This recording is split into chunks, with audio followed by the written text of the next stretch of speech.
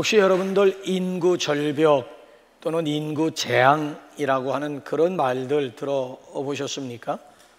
인구 감소를 넘어 인구 절벽, 또 인구 절벽에서 이제는 인구 재앙이라고 하는 말까지 듣고 있습니다. 2023년 지난해가 되겠지요. 합계 출산율과 출생자 수 역시 역대 최소치를 기록을 했습니다.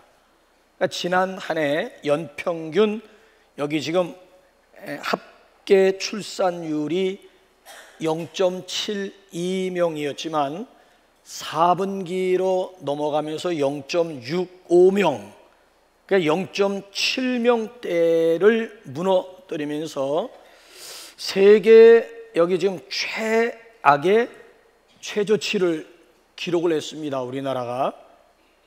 이대로 계속 가다가는 대한민국이 역사 무대 속에서 사라지는 거 아니냐라고 하는 이런 우려의 목소리가 높아지고 있습니다. 여러분, 실제적으로 농촌은 이미 오래되었고요. 이제는 중소도시에서도 주일학교가 사라진 교회들이 상당히 많이 있습니다. 주일학교뿐만이 아니고 이젠 중소도시에서까지 학생회까지, 중고등부 학생회까지 사라진 교회들이 해마다 속출하고 있습니다. 생각해 보세요. 주일학교 없는 어린이 주일, 이게 무슨 의미가 있을까요? 아니, 주일학교가 이미 사라졌고 심지어 학생회조차도 없어지는 이런 추세 가운데서 과연 어린이 주일, 이런 교회 절기가 과연 무슨 의미가 있겠느냐라고 하는 얘기죠. 그래서 이제는 벌써 요 몇 년 전부터 어린이 주일과 함께 자녀 주일이라고 하는 명칭이 새로 생기게 되었습니다. 요즘 현실적으로 보게 되면 어린이 주일보다는 오히려 자녀 주일이라고 하는 것이 더 합당한 절기라고 하는 그런 얘기가 되겠지요. 그래서 오늘 저는 어린이 주일이면서 자녀 주일을 맞이해서 자녀 주일에다가 조금 포커스를 맞춰가지고 자녀답게 사는 길에 대해서 함께 나누고자 합니다. 어느 마을에 사는 김아무개 씨, 하는 일마다 실패했습니다. 그러던 차에 이름을 잘 짓기로 아주 소문난 장명가 한 사람을 찾아가게 되었더랍니다. 자초지장을 다 이야기한 다음에 이름을 좀 바꾸었으면 한다고 했더니만, 명함을 척 받아들더니만 이름 가지고는 거짓팔자야, 되는 일이 없어, 이름 바꿔. 그러면서 이름을 쓱쓱 줘줬습니다. 이제 가서 해봐, 만사형통일 거야. 이분이 너무 기분이 좋아가지고 싱글벙글 집으로 돌아오자마자 명함부터 바꾸어 찍었습니다. 그런데 이게 웬일입니까? 오히려 하던 일이 더 안 되는 거예요. 시간이 지나가면 조금 나아지겠지 하고 1년 버티고 2년 버티고 3년 버티는 동안에 가지고 있는 것 홀랑 다 말아먹었습니다. 빈털터리가 되었습니다. 그래서 3년 전 찾아갔던 장명가를 다시 찾아가서 명함을 내밀었더니만 3년 전과 똑같은 얘기를 하는 거예요. 이 이름 가지고는 쪽박 신세야, 당장 이름부터 바꿔. 그 소리를 듣는 순간 꼭지점이 돌아가지고 그 장명가의 멱살을 잡고 흔들어대기, 뭐야? 야 이놈아, 이거 3년 전에 100만 원 주고 네가 지어준 이름이야. 이 이름 가지고 사업을 했다가 쫄딱 망했어, 이 사기꾼아 하면서 얼마나 팼는지 소위 개 패듯이 패고 홧김에 방문을 걷어차고 나오는데 뒤에서 뒤통수에다 대고 장명가가 한마디 하더랍니다. 김 선생, 이름이 중요한 것이 아니고 이름값 하면서 사는 게 중요하다고. 이름 중요한 게 아니고 이름값을 하면서 사는 것이 중요하다. 그 모처럼 참 뼈 있는 그런 말을 하지 않았습니까? 자, 우리의 이름이 뭐예요? 우리의 정체성이 무엇입니까? 오늘 여기 본문 말씀 1절과 8절 말씀을 보게 되면 두 번 강조되는 정체가 뭐예요? 자녀로서의 정체성입니다. 우리는 하나님의 사랑받는 자녀라고 하는 거예요.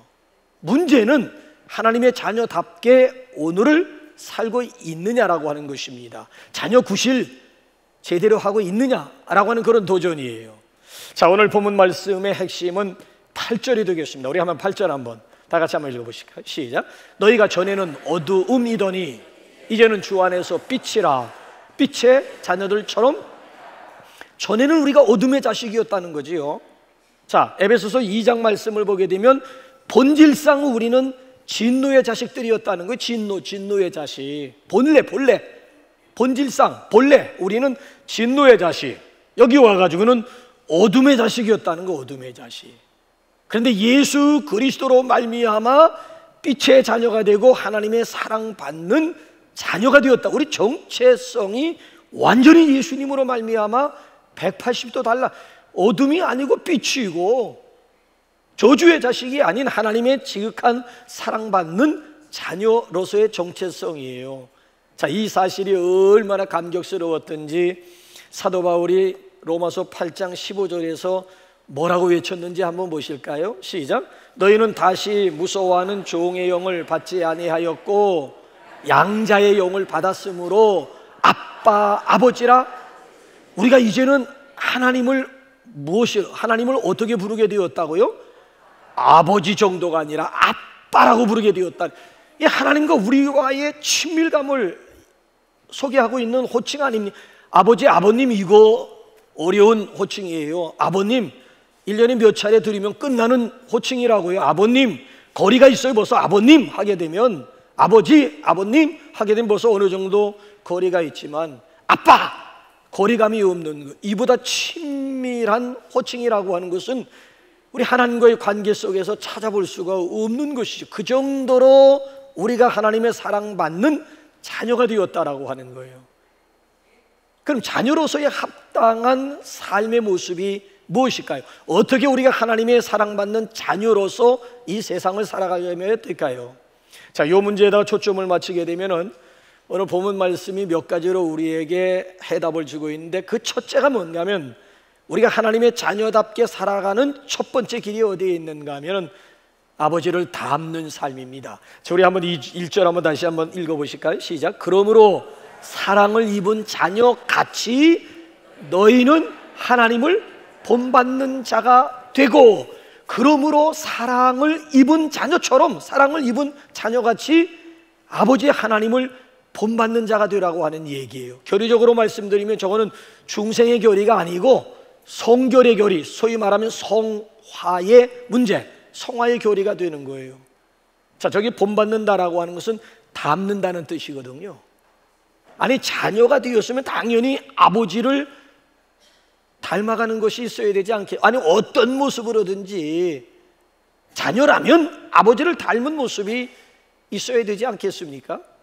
전혀 피 한 방울 섞이지 않는 남남이 만나서 한 가정을 이루고 한 부부가 되게 되면 부부는요 어떤 모습으로든지 서로 닮게 되어져 있습니다. 저 외국 사람들이, 특별히 미국 사람들이 우리나라에 와서 가장 헷갈리는 것 중에 하나가 사람을 구분하기 어렵다는 거. 왜? 그 얼굴이 그 얼굴 같아가지고, 감자처럼, 한국 사람들은 감자처럼 생겨가지고 특징이 없어가지고, 감자처럼 생기고 코도 뭐 크지도 않고 뭐 눈도 크지도 않고 하다 보니까 외국 사람, 우리는 뭐 확연히 구분이 됩니다만 그 사람들이 우리나라 사람들을 볼 때에는 도대체가 그 사람이 그 사람, 그 얼굴이 그 얼굴 같아가지고 도대체 구분하기가 쉽지 않다라고 하는 애로사항을 이야기를 해요. 이번 주간에 아르헨티나 외교장관이 동양 사람들은 뭐 똑같다, 뭐 그것도 좋지 않은 그런 이제 뉘앙스를 풍기면서 동양 사람들은 뭐 똑같다 해가지고 해서 지금 국제적인 그런 문제를 지금 삼고 있는 그런 상황 아니겠습니까? 한국이라고 하는 좁은 땅덩어리 속에서 비슷한 조건 속에 살다 보니까 서로 닮아갈 수밖에 없다라고 하는 이야기예요. 오래전에 나는 아버지처럼 살기 싫었어 라고 하는 주말극이 있었잖아요. 그래서 이 자식은 반항아로 성장하게 됩니다. 나는 아버지처럼 살기 싫었어. 그래가지고 생각하는 것도 아버지와는 반대로, 행동하는 것도 아버지와는 반대로, 아버지 복사판 되기 싫다는 거예요. 아버지처럼 아버지 복사판으로 살고 싶지는 않다라고 하는 얘기예요. 그래가지고 정 아버지와는 정반대로 사는 거예요. 아버지가 그 아들의 모습을 바라보면서 얼마나 안타까워하든지. 근데 자업자득이잖아요. 자승자박 아닙니까? 내가 그렇게 뿌렸으니까 지금 와가지고 자식으로부터 그대로 내가 되돌려받고 있는 것이라고 생각하니까 할 말이 없어요. 자, 그런데 그게 결론 부분에 가보게 되면 어떤 현상이 나타나는 줄 아십니까? 시어머니 미워하면서 누구 닮아가요? 시어머니 닮아요. 미워하면서 시어머니 닮는 거예요.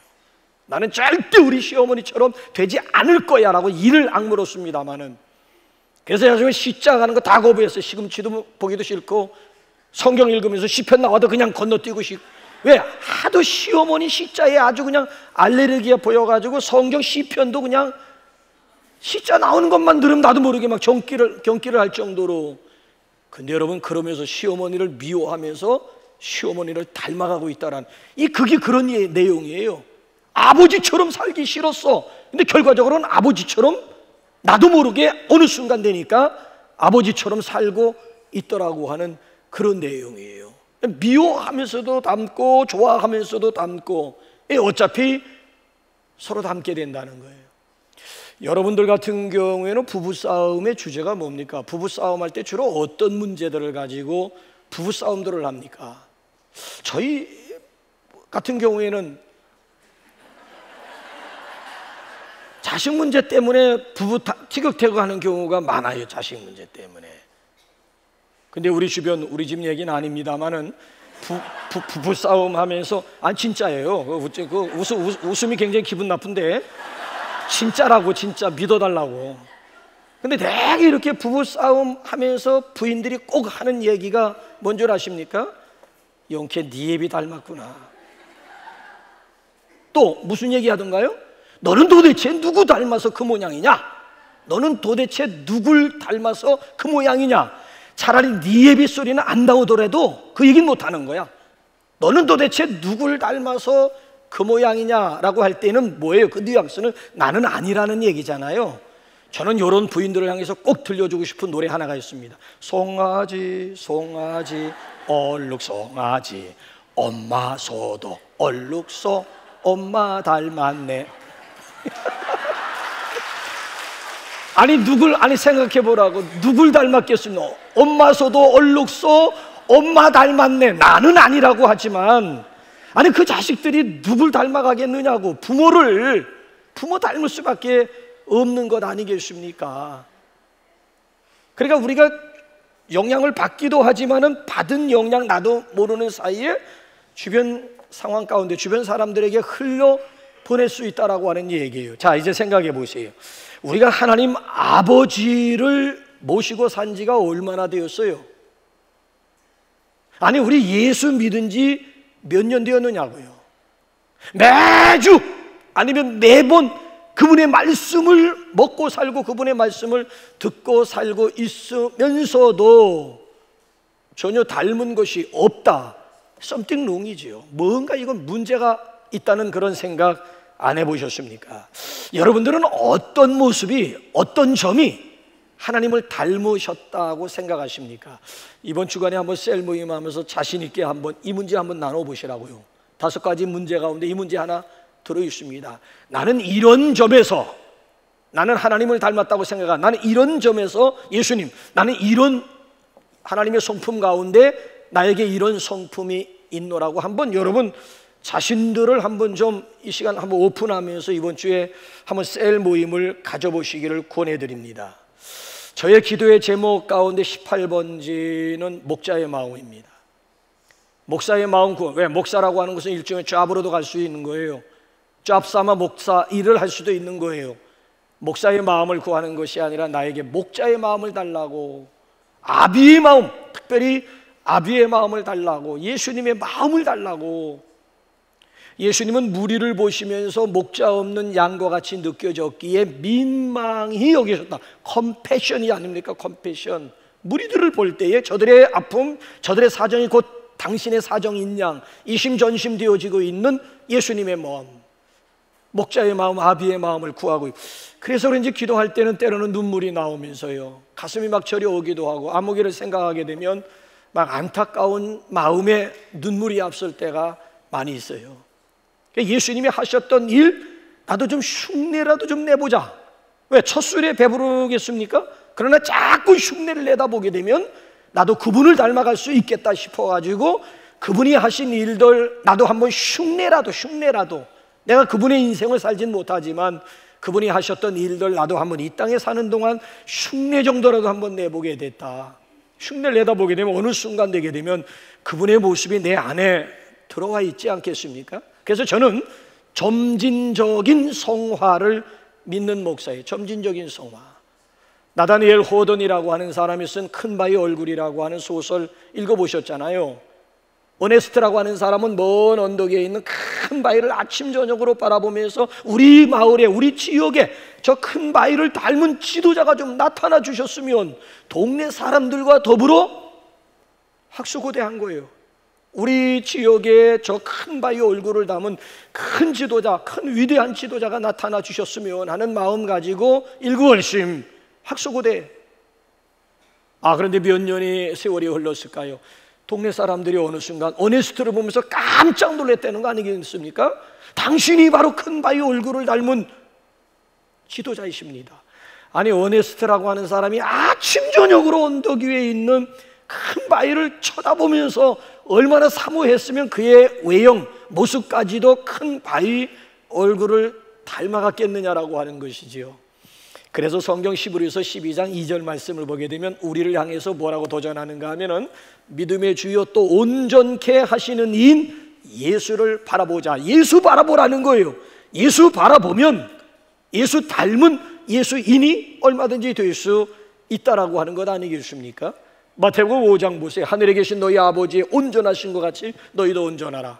히브리서 19장 말씀 보면 내가 거룩하니 너희도 거룩할지어다. 아니, 하나님께서 우리에게 불가능한 것을 요구하시고 불가능한 것을 말씀하시겠습니까? 얼마든지 거룩할 수 있다라고 하는 것이고 얼마든지 온전할 수가 있다는 것이고 얼마든지 하나님 닮은 하나님 자녀가 될 수가 있다라고 하는 것 아니겠습니까? 바라기는 저와 여러분 모두 아버지 하나님을 닮은 사랑스러운 자녀들이 되시기를 주님의 이름으로 축원합니다. 두 번째로 자녀답게 산다라고 하는 것은 사랑으로 행하는 것입니다. 자, 우리 한번 2절 한번 다 같이 또 한번 읽어볼까요? 시작. 그리스도께서 너희를 사랑하신 것 같이 너희도 사랑 가운데 행하라. 그는 우리를 위하여. 우리 듀나미스가 조금 전에 사랑이 무엇인가를 설명했어요. 사랑은 참으로 버리는 것, 사랑은 참으로 섬기는 것. 자, 여러분 보세요. 우리가 믿는 하나님은 사랑의 하나님이세요. 그래서 요한복음 3장 16절 보게 되면 하나님의 세상을 이처럼 사랑하사 독생자를 주셨으니. 자, 요한일서 4장 말씀을 보게 되면 사랑하는 자들아 우리가 서로 사랑하자. 사랑은 하나님께 속한 것이니. 사랑은 하나님께 속한 것이니. 자, 그래서 하나님의 자녀됨의 표시가 어디에 있는가 하면 사랑에 있다는 거예요. 그러시면서 그 사랑의 모델로 하나님이 당신의 적자이신 예수님을 이 세상에 보내주셔서 이것이 바로 사랑이다라고 하는 것을 당신의 적자 예수님을 통해, 우린 양자고 예수님은 적자이시잖아요. 하나밖에 없는 독생자시잖아요. 독생자를 보내주셔가지고 사랑이란 이런 것이다. 예수님의 삶을 통해서 실제적인 사랑을 우리에게 보여주신 거예요. 그게 듀나미스가 불렀던 찬양 내용이에요. 자, 마가복음 한번 10장 45절 한번 다 같이 한번 보실까요? 시작. 인자가 온 것은 섬김을 받으려 함이 아니라 도리어 섬기려 하고 자기 목숨을 많은 사람의 대속물로 주려 함이니라. 그러니까 참 사랑이라고 하는 것, 예수님을 통해서 보여주신 사랑이라고 하는 것은 섬기는 거예요. 더군다나 당신의 목숨까지 아낌없이 주는 사랑, 이게 진정한 사랑이라고 하는 것. 그러니까 우리 예수 믿는 사람들은 미워할 자격도 없습니다. 우리는 하나님으로부터 받은 사랑, 예수님으로부터 받은 사랑을 그냥 흘러보내야 되는 통로일 뿐이지 우리에게는 형제자매들을 미워하면서 증오할 수 있는 자격도 없는 존재라고 하는 거예요. 그래서 어느 날 제자 한 사람이 자기 스승에게 물었다고 하지 않습니까? 사람이 새로워졌다라고 하는 것을 어떻게 알 수가 있습니까? 사람이 새로워졌다라고 하는 것은 무슨 의미입니까? 라고 물었더니만 스승님이 주저함없이 대답을 했더라고 하지 않습니까? 내 눈에 보이는 모든 사람이 사랑의 대상으로 보이느냐 아니면 미움의 대상으로 보이느냐에 달려있느니라. 사람이 달라졌다, 사람이 새로워졌다라고 하는 것은 관계를 통해서 알 수가 있다라고 하는 거예요. 어떻게 여러분들 눈에 보이는 이웃은 어떻습니까? 사랑스럽게 보입니까? 아니면 두 번 다시 보고 싶지 않은 얼굴입니까? 꼴도 보기 싶은 그런 사람들이 여러분 주변 가운데 있습니까? 그러니까 오늘도 우리가 정말 흉내를 내야 되고 모방을 해야 되는 예수님의 사랑은 어떤 사랑이라고요? 여기 2절 말씀을 보게 되면 이렇게 말씀, 그는 우리를 위하여 자신을 버리사, 그는 우리를 위하여 자신을 버렸다. 자신을 십자가의 제물로 드리면서 사랑해 주었다. 아낌없이 주는 사랑이었다라고 하는 이야기지요. 그래서 이 사랑이야말로 우리가 그리스도의 제자됨의 표시이기도 하지만 이 사랑이야말로 하나님의 자녀됨의 표시라고 하는 거예요. 기왕이면 길지 않은 인생 살면서 미워하지 마시고 사랑하며 살 수 있기를 주님의 이름으로 축복합니다. 세 번째로는 감사하면서 사는 것입니다. 4절 한번 우리 또 읽어볼까요? 4절 시작. 누추함과 어리석은 말이나 실용의 말이 마땅치 아니하니, 오히려 마땅치 않다는 거예요. 하나님의 자녀로서 저 위에 누추함이라고 하는 게 뭐예요? 더러움이잖아요. 더러운 말, 어리석은 말, 실용의 말은 하나님의 자녀로서 이건 전혀 마땅치 않다는 거예요. 오히려 하나님의 자녀라면 감사하는 말을 하라는 거예요. 감사하는 말을 하라는 거예요. 정말 너희가 하나님의 자녀가 되었으면 감사하는 말. 여러분, 감사 생활, 경건 생활의 시작이 언어에 있습니다. 그러니까 경건 생활의 시작이 언어인데 그 언어의 출발점이라고 하는 것은 감사에 있다라고 하는 거예요. 감사. 성경 읽어보면요, 하나님의 뜻이 추상적으로 나오는 경우가 굉장히 많습니다. 추상적, 하나님의 뜻이 추상적인 언어로 소개가 돼. 근데 몇몇 구절을 보게 되면 하나님의 뜻이 너무나 분명한 거 있죠. 삼척 동자라도 다 알 수 있는 그런 하나님의 뜻이 나와요. 그게 뭔 줄 아십니까? 범사에 감사하라. 이는 그리스도 예수 안에서 너희를 향하신 하나님의 뜻이니라. 우리를 향한 하나님의 뜻이 뭐예요? 범사에 감사하는 거. 아니, 신약 데살로니가 전서 5장뿐만이 아니고 구약 시편 50편 마지막 절 보게 되면 감사로 제사를 드리는 자가 나를 영화롭게 하나니, 누가 하나님을 기쁘시게 해드리시다고요? 감사함으로 제사 드리고 감사함으로 예배 드리는 자, 하나님의 기쁨이요, 하나님의 영광이라고 하는. 그러니까 이 감사의 말, 감사의 제사를 하나님이 얼마나 기뻐 받으시는지 이해가 되십니까? 저는 지난번 먼저 우리 신천에 있을 때에 장례식을 치르면서 유족들에게 그런 말을 들으면서 장례식 때 오히려 목사가 위로를 받은 경험이 있습니다. 아버지가 이제 돌아가시려고 하는데 자식들에게 부탁을, 나를 좀 일으켜다오. 혼자 일어날 힘은 없으시고 나를 좀 일으켜다오. 왜 그런데요? 내가 하나님의 부르심을 받기 전에 깨끗하게 회개 한번 더 하고 내가 하나님의 부르심을 받고 싶다. 그래서 자식들이 양쪽에 부축해가지고 아버지를 일으켜, 그때 베개 가져오라 해서 큰 베개를 왜 앉아 있을 수가 없으니까 배에다 베개를 깔고, 그리고 이제 아주 겨우 몸을 지탱하면서 하나님 앞에 회개 기도를 하시는 거예요. 하나님 잘못했습니다.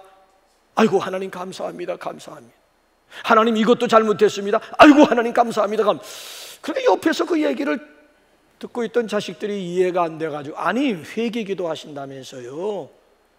회개 기도는 안 하시고 뭘 또 어이쿠 감사합니다, 어이쿠 감사합니다는 뭡니까? 라고 물었더니만 아버지 하시는 말씀이 뭔 줄 아세요?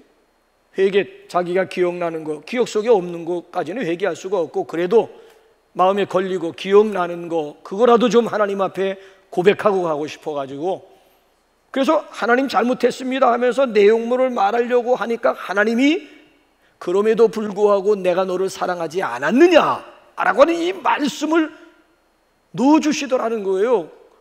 그러다 보니까 본론 가서 고백하기도 전에 아이고 하나님 그럼에도 불구하고 내가 너를 사랑하지 않았느냐, 하나님 이번에도 이거 잘못했으면, 그러니까 또 하나님이 뭐라고 말씀하시는가 하면 그럼에도 불구하고 내가 너를 오래 참아주지 않았느냐. 그 현장 가운데서도 내가 벼락을 때린 것이 아니고 그럼에도 불구하고 내가 죄를 짓는 그 현장 가운데서도 내가 너를 오래 참아주지 않았느냐. 그 소리 들으니까 또 아이고 감사합니다 감사합니다.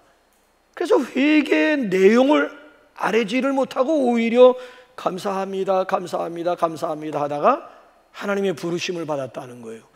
이게 유족들의 간증이에요. 유족들이 아버지를 두고 무슨 저한테 거짓말 하겠습니까?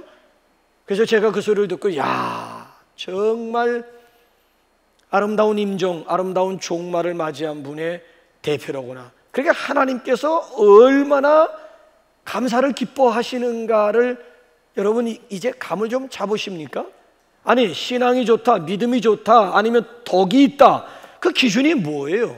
뭘 보시고 여러분들 아무개 신앙이 있다, 믿음이 좋다, 아니면 덕이 있다라고 뭘 가지고 여러분들 그런 말씀들을 하십니까? 그가 얼마나 감사할 수가 있느냐, 아니 어디까지 감사할 수 있느냐에 따라서 신앙 유무를 평가할 수가 있다라고 하는 얘기예요. 내가 어디까지 내가 하나님 앞에 감사할 수가 있느냐. 하나님은 우리의 감사의 말을 기뻐하시고요, 감사의 제사, 감사의 예배를 하나님께서 기뻐하십니다. 우리 삶 가운데, 우리 대화 가운데 감사가 차지하는 비중이 어느 정도나 되십니까? 오늘 우리 시대의 특징을 이야기하라고 한다면은 풍요 속의 빈곤 아닐까요? 한번 생각해 보십시오. 우리에게는요, 남학신이 아니고 검정 고무신 한 컬레만으로도 만족했던 시절이 있었습니다. 그렇지 않습니까? 하얀 쌀 듬성듬성 섞여 있는 보리밥 한 그릇 가지고도 마음이 풍요로웠던 그런 시절이 있습니다. 몇 리길을 걸어가야만 겨우 예배당 발견해서 예배당에 들어가 감격 가운데 하나님 앞에 예배 드렸던 그런 시절도 있습니다. 더군다나 여러분 한번 보세요. 몇십 리길을 쫓아다니면서 은혜를 사모했던 그런 시절이 있었습니다. 저 같은 경우에도 춘천에서 춘성군까지, 아니 강원도 홍천군 두천면 원동리 216번지에서 두천면, 아니 철정면까지 걸어서, 그것도 밤중에, 지금 생각, 원동리에서 어떻게 두천면까지, 아니 철정 있잖아요. 그 내천 들어가기 전 철정면 거기까지 밤중에 등도 없이 어떻게 거기까지 쫓아다니면서 은혜를 받겠다고 쫓아다녔던 그런 시절이 있었더란 말인가.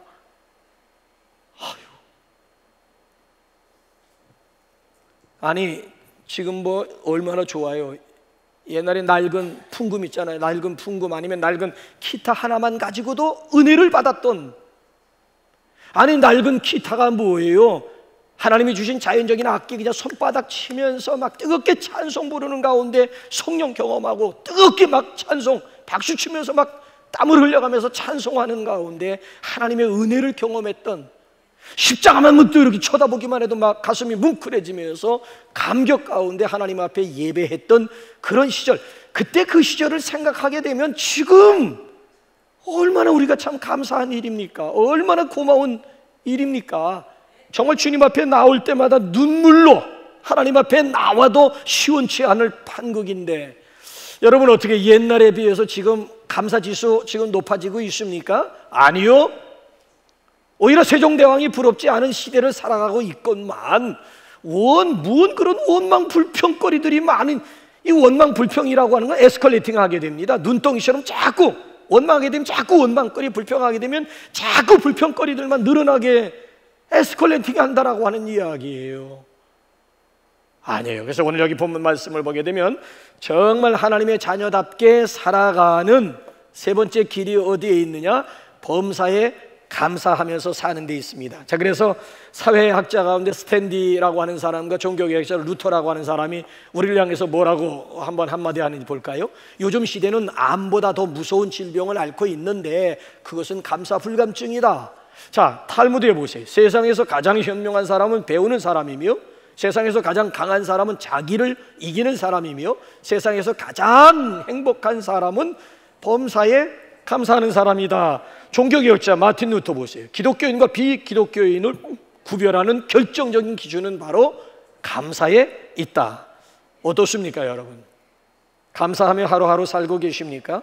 그렇습니다. 하나님의 자녀답게 범사에 감사하며 살 수 있기를 주님의 이름으로 축복합니다.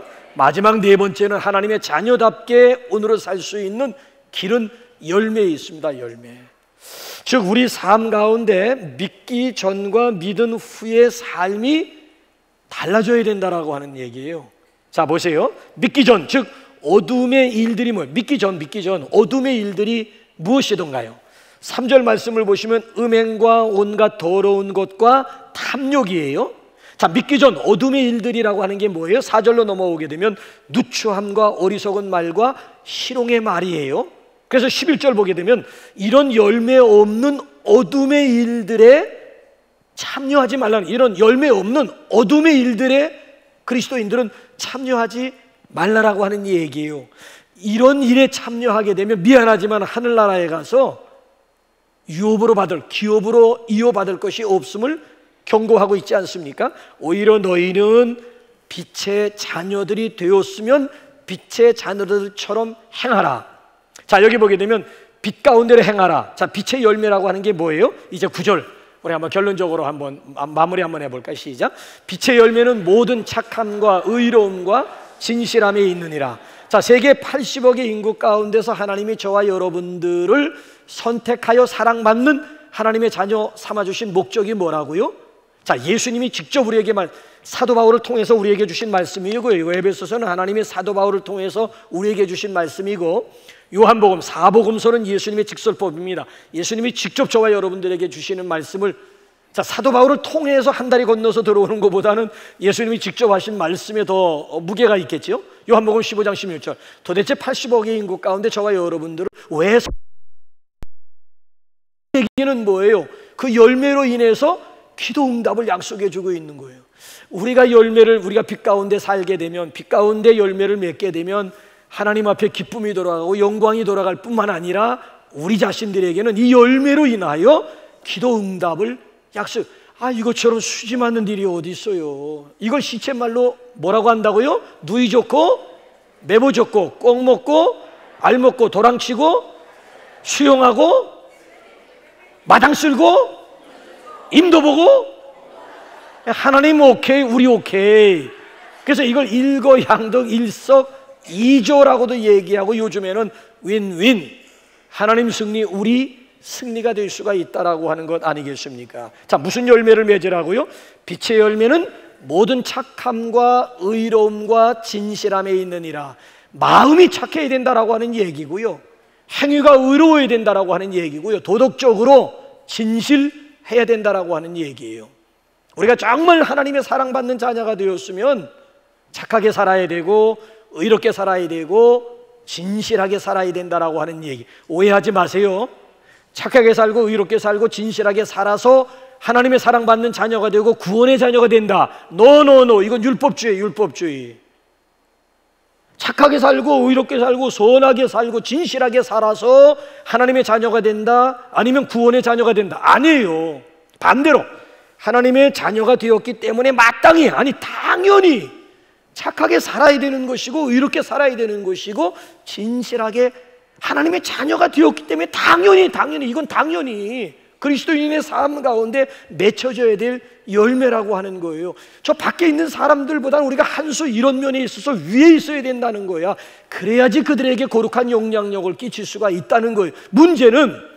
이 문제가 이거예요. 착하게 살고 의롭게 살고 진실하게 산다라고 하는 이 문제가 불신자들보다 한 수 아래에 있기 때문에 저 사람들이 우리 보고 하나님 믿고 싶은 마음이 없는 거예요. 자, 이런 면에 있어서 우리가 저들보다는 한 수 위에 있게 되면 저들에게 얼마든지 우리가 거룩한 영향력을 행사할 수가 있고, 나도 기왕 종교를 가지면 아무개가 믿는 예수, 아무개가 믿는 하나님 나도 믿고 싶다. 이래야지 하나님의 자녀다운 삶의 모습이라고 하는 얘기예요.